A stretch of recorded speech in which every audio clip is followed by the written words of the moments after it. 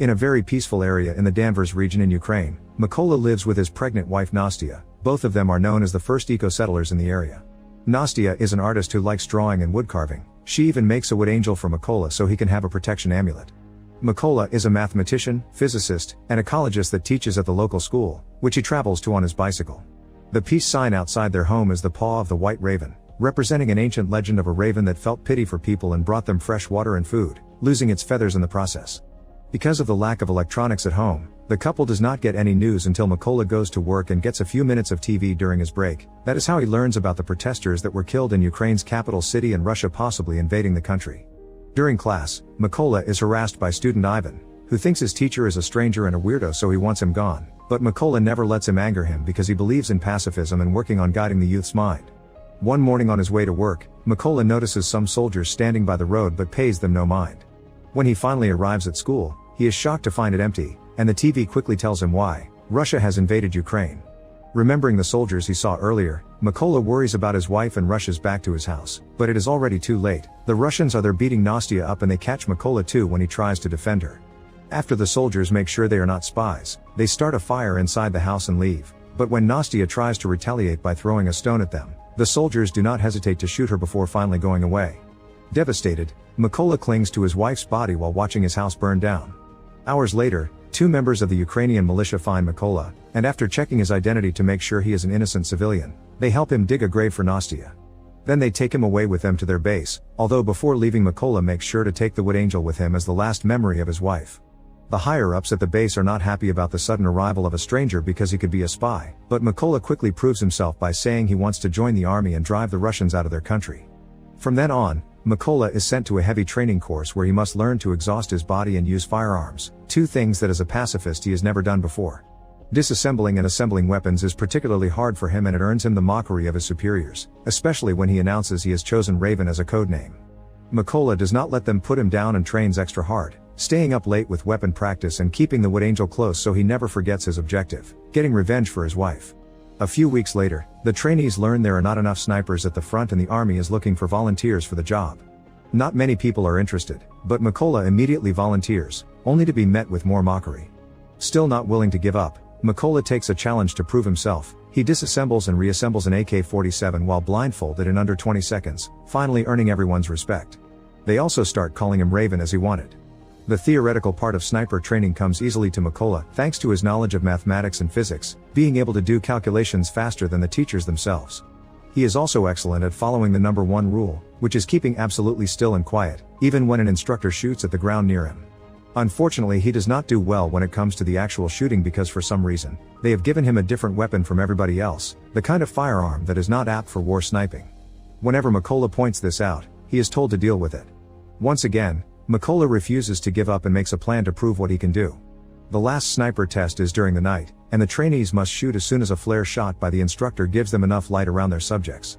However, Mykola does not shoot yet. He uses the light to calculate the distance and once the exam is over, then he shoots under complete darkness and hits the target exactly in the center, something nobody else managed. This allows Mykola to graduate with the highest score and ends up being assigned to a first-class unit. For his first mission, Mykola and his fellow snipers must free an important checkpoint that has been captured by the Russians. The team successfully sneaks into the area without being detected and each sniper gets assigned a target, but when they are about to shoot, they must pause the plan because a civilian car approaches the checkpoint. The Russian soldiers make the two civilians come out and hand in their passports, refusing to give them back when they ask the couple to leave. The man makes a scene as he demands to be given his things back, causing the Russian soldiers to respond with violence. Mykola's team notices this and immediately attacks, killing every soldier with quick efficient shots, including the guy that tries to hold the civilian woman hostage. Once the mission is over, the team hangs the Ukrainian flag to retake control of the checkpoint. When they return to base, Mykola hears his fellow newbies have left on a different mission, so he uses this moment of downtime to visit the school he used to work at, finding himself deeply moved by the desolate sight of the dusty classrooms. The next day, when the other team comes back, Mykola is hit by the hardest of news. One of his friends has died at the hands of an enemy sniper. This adds to the list of reasons why Mykola wants to get revenge.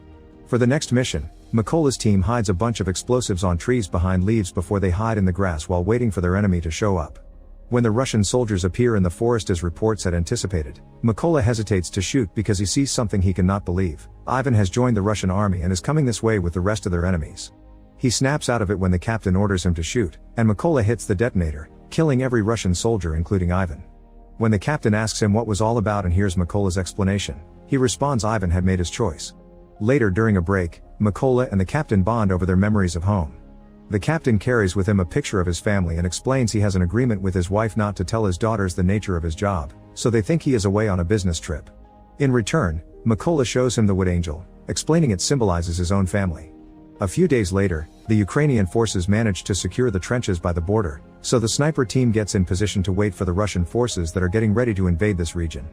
Keeping the angel with him at all times, Mykola gets ready to do his job, but he loses his usual calmness when he notices that among the arriving Russian soldiers he can see the man that killed his wife. Desperate for revenge, Mykola keeps asking for permission to shoot, and the captain turns him down every time because the enemy is not in the right position yet. Eventually Mykola gets tired of waiting and shoots anyway, hitting the soldier but also giving away their location to a hidden enemy sniper that immediately retaliates and kills the captain. As the Russians open fire on them, Mykola has to drag the captain's body through the field while dodging every bullet and every bomb. Hours later, when Mykola finally makes it back to the base, his superior promises there will be an investigation to find out the sniper that killed the captain, and when they finally find him, they will call Mykola to take care of him. Meanwhile, Mykola is overwhelmed with guilt and decides to throw himself into solo missions to make up for his mistake. His sniper skills are still on point and he manages to take down many Russian soldiers, but without anyone keeping him on his toes. He also gets too risky and ends up with a wounded arm caused by an enemy bullet. Mykola goes to a secret hideout to take time to recover and watch the news to get an update on the political status of the negotiations with Russia, but his break is interrupted by an important call. It turns out the army has found the location of the sniper that killed the captain, so Mykola needs to come back. Before the mission begins, the soldiers are told all the information that has been gathered so far. The sniper's bullets are wide-ranging, he has already killed 5 Ukrainian snipers and 3 machine gunners, and his name is Sari. To make matters worse, he records all his kills and posts the videos to demoralize them. He even had the nerve to post the recording of their captain's death. At least all these casualties have allowed them to pinpoint Sari's location, and since they cannot fill the place with mines because of a chlorine storage in the chemical plant where the enemy is hiding, they have come up with an alternate plan. Their snipers will take out the lower soldiers to clear the way in order for Mykola to sneak inside and get Sari face to face. When the mission begins, all the Ukrainian snipers get in position and wait for Mykola to get inside the building by crawling through the field. The first soldier he finds is the other man that had attacked his home and still remembers Mykola, saying he should have killed him the first time. After killing him with one quick and satisfying shot, Mykola gives his teammates the okay to attack, prompting all the Ukrainian snipers to fire at the same time and managing a sweep of the area without raising any alerts. There are only 2 Russian snipers left, including Sari.